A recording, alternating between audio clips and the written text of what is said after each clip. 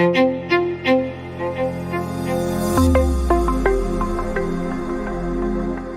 paling besar mujizat Nabi SAW adalah terbelahnya bulan.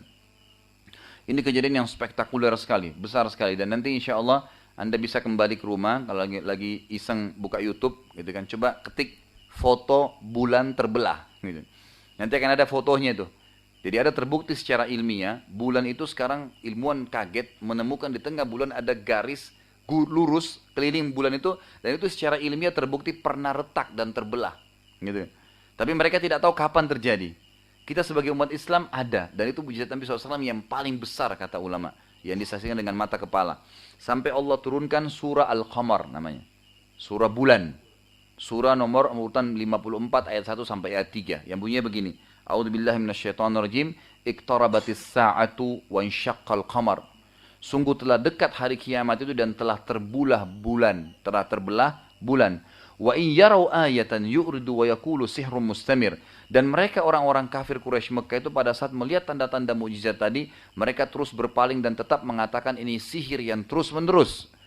Wa kadzdzabu wattaba'u ahwahum kullu amrin mustaqir. Dan mereka mendustakan Nabi dan mengikuti hawa nafsu mereka sedangkan tiap-tiap urusan telah ada ketetapannya. Begini kisahnya. Hadis Bukhari menjelaskan kepada kita.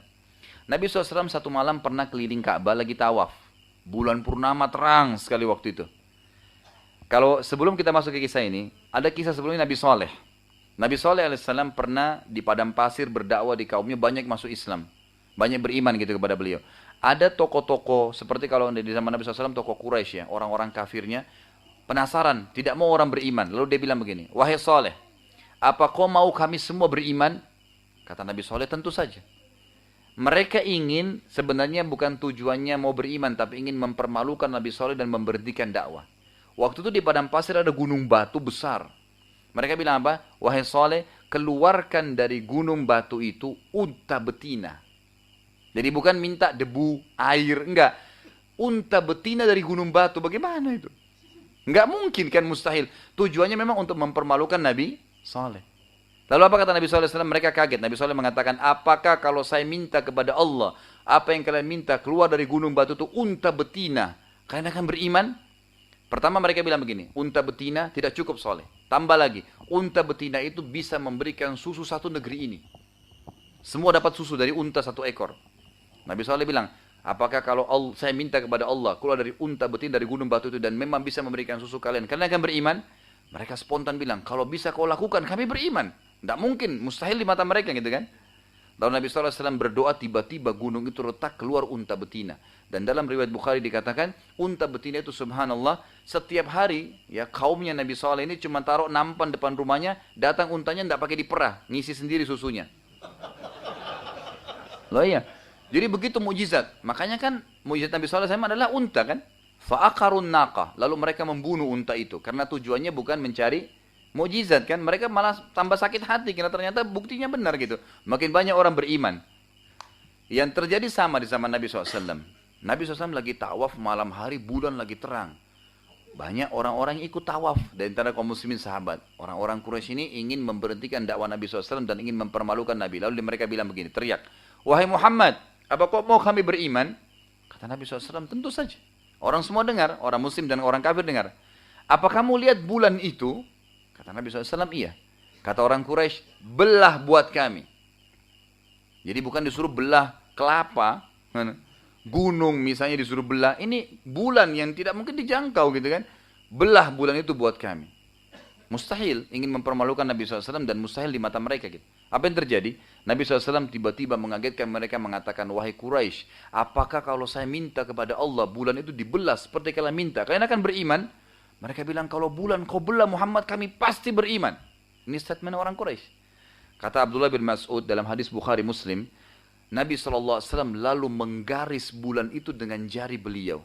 Digaris. Ya. Maka terbelahlah bulan tersebut menjadi dua belah. Beliau mengatakan, kami telah menyaksikan bulan di Mekah terbelah menjadi dua bahagian. Jadi bukan retak ya, terbelah dua. Kelihatan gitu. Sebelum hijrah Nabi SAW ke Madinah, sebelah bulannya itu berada di gunung Abu Qubais. Ada gunung yang besar ya, di sebelah Ka'bah, sebelah timurnya. Dan sebelah lagi, sebelah pecahnya di gunung As-Suwaida, sebelah baratnya. Jadi terbelah dua ini. Bukan cuma retak gitu kan. Itu kesaksian para sahabat. Apa yang terjadi? Waktu orang Quraisy lihat itu, karena dasarnya bukan mau cari keimanan, mereka bilang, Muhammad sihirnya makin hebat. Loh iya, mereka bilang begitu, sihirnya makin hebat. Untuk membuktikan ini sihir atau bukan, kita tunggu sebulan lagi akan datang orang-orang Quraisy yang pergi dagang, yang keluar negeri kan gitu. Sebulan lagi akan datang, ada tanggal atau hari-hari mereka datang di bulan tertentu gitu. Mereka akan datang tanyakan, kalau mereka juga lihat berarti betul. Tapi kalau cuma masyarakat Mekah lihat berarti sihir. Baik, sebulan kemudian orang yang beriman, orang yang kafir nunggu di sebuah pintu namanya pintu Bani Syaibah. Di Mekah dulu ada pintu gerbang namanya Bani Syaibah. Di situ nunggu.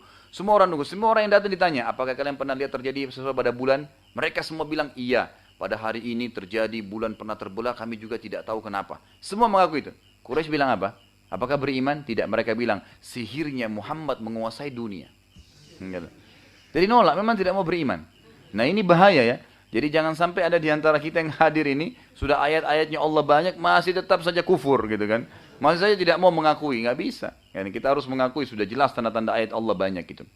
Kemudian ada yang kedua, mujizat Nabi SAW yang kelihatan, tadi terbelah bulan. Yang kedua adalah kuasa Nabi SAW terhadap awan. Ulama hadis mengatakan terhadap awan. Kisahnya begini, riwayat Bukhari juga. Satu waktu Anas bin Malik berkata, satu waktu Nabi SAW lagi khutbah Jumat, ada orang dari Badui padang pasir datang teriak-teriak, lagi khutbah Jumat nih. Ya Rasulullah, dari luar masjid. Nabi SAW lalu dari atas mimbar, orang semua lagi lihat ke dia, teriak-teriak. Yang lagi khutbah Jumat, orang lagi tenang gitu kan. Kata Nabi SAW, malak, ada apa dengan kamu? Lalu dia bilang, ya Rasulullah, harta-harta kami musnah, hewan-hewan kami mati, dan kami kehabisan, kekeringan, kami pun akan musnah. Karena tidak ada air. Mumpung anda di mimbar ya Rasulullah, mintalah kepada Allah agar turun hujan. Nabi SAW lalu bilang, tiba-tiba waktu itu ngangkat tangan ke langit, dan ini juga istidlal bahwasanya orang berdoa boleh ngangkat tangan. Nabi SAW mengangkat tangan sambil mengatakan apa? Allahumma agithna, Allahumma agithna. Ya Allah turunkanlah hujan buat kami, tapi gaith ini istilah dalam bahasa Arab hujan yang baik. Gitu kan, hujan yang merata dan tidak keras, tapi hujannya lama dibutuhin gitu. Pada saat itu Anas bin Malik mengatakan, waktu Nabi berdoa, mata saya melihat ke langit. Jadi waktu itu dari apa? Pelapa-pelapa kurma. Jadi kelihatan langit gitu kan, bolong-bolong. Dan memang Madinah sama Mekah kan bisa dikatakan tidak pernah hujan gitu. Dia bilang, saya lihat ke langit, saya temukan langit tidak ada sedikit pun awan dan seperti kaca. Nggak ada awan. Tiba-tiba waktu Nabi SAW berdoa, awan berkumpul menjadi gelap turun hujan. Dan hujan itu langsung membasahi masjid dan seluruh kota Madinah serta sempat membasahi jenggot Nabi SAW. Terjadilah hujan tersebut jemaah sekalian selama seminggu. Nggak berhenti hujan. Kata Anas bin Malik, kami nggak lihat matahari seminggu. Sampai Jumat akan datang, Nabi SAW naik mimbar lagi mau khutbah, orang yang sama datang teriak-teriak lagi. Ya Rasulullah, ya Rasulullah gitu. Kata Nabi SAW, ada apa lagi? Orang itu bilang, ya Rasulullah, halakatil amwal, harta kami musnah semua. Gitu. Kemudian hewan-hewan kami mati. Kami juga jadi susah, nggak bisa tinggal karena banjir. Mintalah kepada Allah agar diberhentikan hujan. Nah ini saksi mukjizatnya. Nabi SAW lalu tiba-tiba berdoa ke langit mengatakan, Allahumma hawalaina wala alaina. Ya Allah jadikanlah hujan ini baik buat kami dan bukan masalah buat kami. Allahumma alal aqami wadh-dhirabi wa butuni awdiyatun wa manabi'is syajar. Ya Allah selamatkanlah semua lembah-lembah tempat orang jalan, hewan-hewan hidup dan juga rumah-rumah kami, gitu kan? Suruh selamatkan. Lalu kata Anas bin Malik, saya melihat Nabi SAW menunjuk awan-awan tersebut dengan jari beliau, setiap yang ditunjuk bubar awannya, berhenti hujannya. Dan ini disaksikan oleh para sahabat, ini hadis Bukhari. Ini mujizat yang kedua, kuasa Nabi SAW terhadap awan. Kemudian yang ketiga adalah kuasa Nabi SAW terhadap hewan. Ini sudah pegal atau lanjut lagi nih? Nah, yang sudah ada yang nguap-nguap, mungkin ada yang mau makan gitu kan. Taib. Anak terus terang kalau ngantuk, ceramah hilang ngantuknya gitu. Jadi memang sudah hobinya di sini. Gitu. Baik, kuasa terhadap hewan.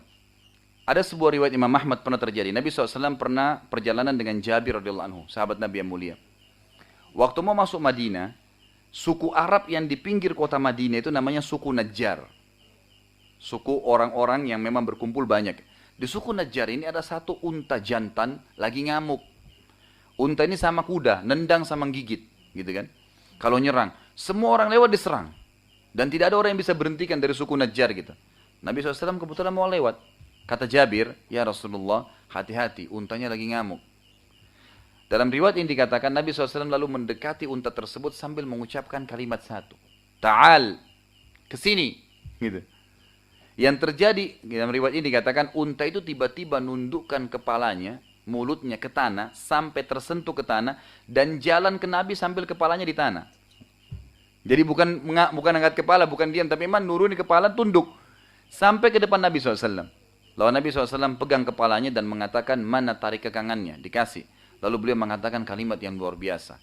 Tidak ada sesuatu pun di langit juga di bumi, kecuali mengetahui kalau aku adalah utusan Allah. Kecuali pembangkang dari jin dan manusia. Artinya unta ini buktinya nih. Dia tahu saya Rasulullah. Sampai tunduk, ngamuk tidak jadi ngamuk. Gitu kan? Kecuali pembangkang dari jin dan manusia. Sampai hewan pun seperti itu. Lalu ada yang keempat, dan ini kisah juga yang luar biasa, kisah Nabi SAW dalam menyembuhkan penyakit. Saya memilih riwayat ini karena riwayat ini menarik sebenarnya. Ada riwayat-riwayat lainnya, riwayat ini menarik sekali. Kisah tentang seorang pimpinan Yahudi bernama Abu Rafi'. Siapa Abu Rafi' ini? Dia punya orang kaya, kepala suku di Yahudi, dan dia salah seorang pendeta. Jadi dia ini selalu ya, kalau ada pasukan suku Arab yang mau nyerang Madinah dibiayai sama dia. Kalau ada penyair yang siap mencaci maki Nabi atau agama Islam dibayar. Selalu, tapi dia tidak nyerang. Dia hanya membiayai dari jauh. Pengecut dia. Sembunyi di bentengnya. Dan bentengnya ini sangat tinggi temboknya. Dan sukunya dia hidup di situ. Dia dianggap raja di benteng itu. Kan gitu. Jadi di benteng itu hidup kurang lebih 2.000 sampai 3.000 orang. Dan di situ ada pertebunannya, ada pertaniannya, semua lengkap gitu.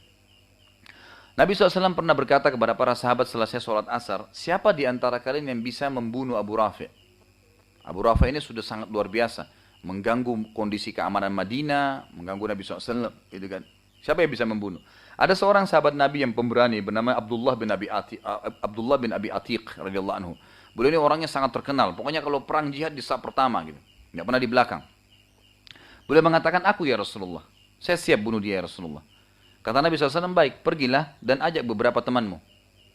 Lalu pergilah ya Abdullah ini radhiyallahu anhu dengan beberapa sahabat, lalu sampai ke bentengnya Abu Rafi'. Ternyata benteng Abu Rafi' ini sangat tinggi dan satu pintu gerbangnya tidak besar, kecil, ditutup dengan pintu-pintu yang dijaga dengan besi-besi yang tajam gitu kan. Nggak bisa. Dan penjaganya itu jeli, tahu orang yang masuk keluar, siapa tinggal di benteng, siapa yang tidak. Gitu kan. Lalu Abdullah mengatakan, saya memperhatikan susah sekali untuk masuk gitu. Satu waktu pas tiba malam itu, lagi nunggu, ternyata ada untanya Abu Rafi' hilang. Tidak ada. Maka masyarakat satu benteng itu keluar, laki-laki, perempuan, pegang obor sambil nyari gitu. Nah Abdullah mengatakan, saya melihat ada kesempatan nih. Abdullah bin Abi Atiq lalu kemudian masuk, nyelipin diri, kemudian dia sembunyi di kandang keledai. Dan keledai ini hewan yang biar kita tidur di sebelahnya, ditepuk, dia tidak akan bicara. Gitu kan. Tapi kalau dia teriak satu kali suaranya ribut. Gitu. Makanya Allah mengatakan inna angkaral aswati la sautul hamir gitu kan. Suara paling ribut adalah suaranya keledai itu. Tapi dia tidak akan bergerak apa-apa. Dia sembunyi di situ sampai ditutup pintu gerbang. Dia bilang sampai saya merasa sudah aman, semuanya sudah tidur. Kemudian ini dia sendiri ya. Abdullah bin Atiq sendiri. Teman-temannya masih di tempatnya di luar gitu. Abdullah bin Atiq sendiri, dia cari kesempatan gitu. Kemudian dia masuk diam-diam, kemudian sampai tadi. Kemudian dia buka pintu gerbang, diganjal sama batu. Dan dia cari.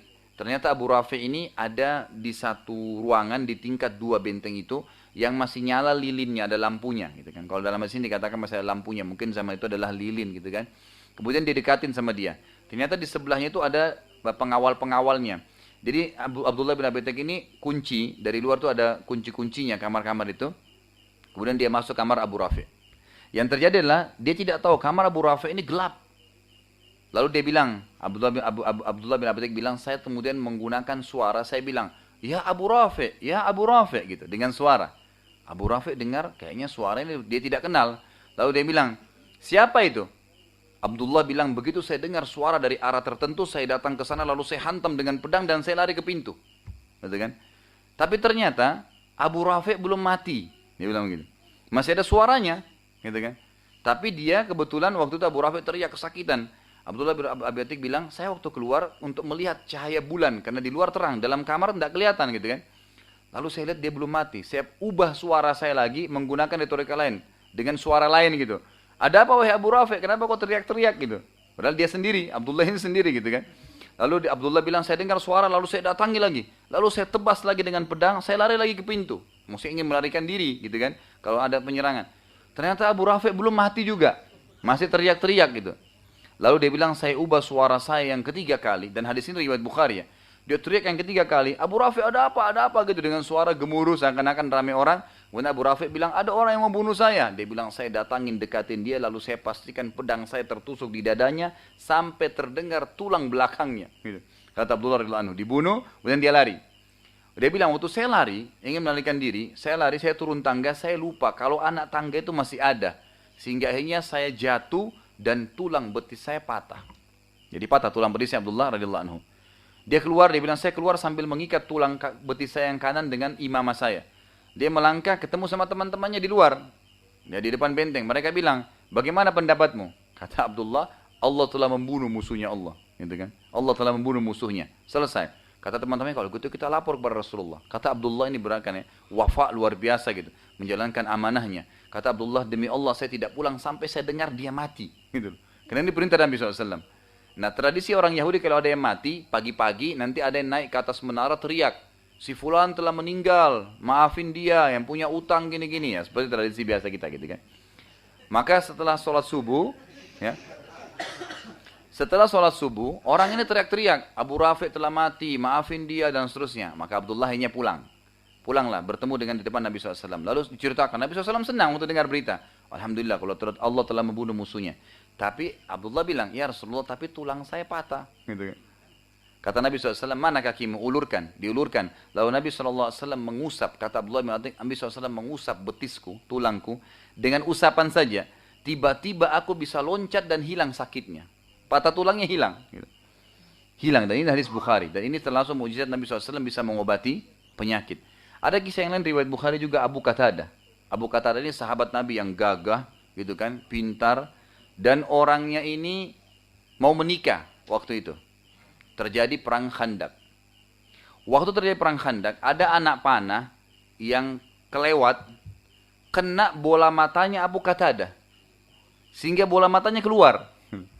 Dalam hadis Bukhari dikatakan bola matanya keluar dengan anak panah itu. Teman-temannya Abu Qatadah bilang begini, wahai Abu Qatadah, kayaknya mata kamu sudah nggak bisa sembuh. Kita potong aja. Kata Abu Qatadah, tunggu dulu. Bawa saya ke Rasulullah SAW. Dibawa ke Nabi SAW. Nabi SAW dari jauh lihat senyum. Lalu Nabi SAW mengatakan, wahai Abu Qatadah, kalau kau mau, ya, kalau kau mau sabar tanpa mata satu maksudnya, kau akan masuk surga. Tapi kalau kau mau, saya bisa doakan sembuh. Nah kata para ulama hadis, Abu Qatadah ini kebetulan tadi mau nikah sesudah perang. Gitu. Lalu dia berpikir, kalau saya sabar tanpa mata satu, gitu kan, tapi masuk surga, gitu kan. Atau didoakan sembuh mata, tapi tidak ada jaminan surga. Lalu dalam riwayat ini dikatakan Abu Qatadah diam sejenak, lalu diangkat kepala mengatakan, ya Rasulullah, doakan kepada Allah agar mata saya sembuh dan saya juga minta surga. Ini riwayat sahih gitu.